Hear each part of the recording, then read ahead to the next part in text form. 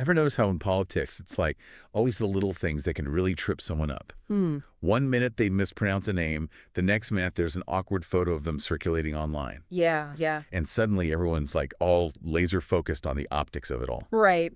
And speaking of optics, today we're diving into a whole series of these, let's just call them interesting moments. Okay. From J.D. Vance out on the campaign trail. Okay. And, as you might have guessed, food is involved. Okay, I'm intrigued. So we've got a whole stack of articles detailing these incidents, I guess you could call them. Okay.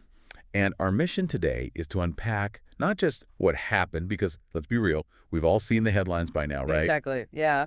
But, like, why these particular moments kind of stick out in our minds. Right. And what they might reveal about this whole weird dance between running for office and actually connecting with voters. Yeah, that's interesting. So to set the scene for you, we've got Vance being denied entry at a Permanente Bros restaurant in Pittsburgh. Oh, wow. Then there's that photo of him, like, pointing at the price of eggs. No, yeah. But the price tag is literally right there behind him, Yeah. like clearly visible in the photo. Yeah, it was pretty hard to miss. And then there was that whole donut shop interaction down in Georgia.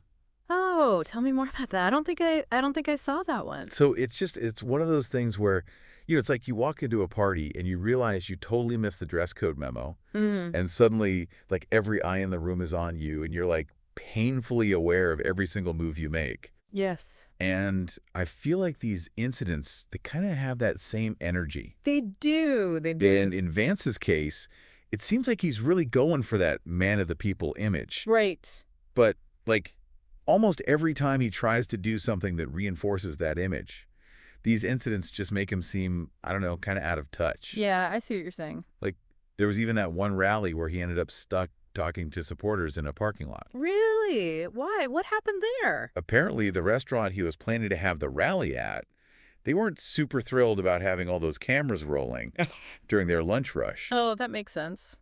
Yeah, so it's, it's kind of this weird thing where he's trying to create these, like, relatable moments. Yeah. But it kind of feels like it's backfiring. Yeah, I mean, it's like this whole idea of manufactured authenticity almost. Right. Like, campaigns spend so much time and energy trying to script these moments that are supposed to make the candidate come off as, relatable. Right.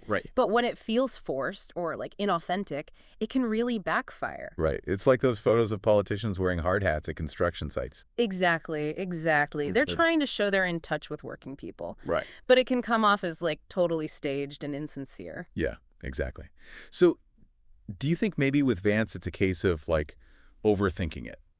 It's hard to say for sure, but yeah, there's definitely a very fine line between strategic planning and trying to micromanage every single little detail. Right. And the internet is always like lurking, just waiting to pounce on any little misstep. Right. Absolutely. The memes practically write themselves at this point. But I'm curious about something. What's that? Do you think incidents like this actually, like, influence voters?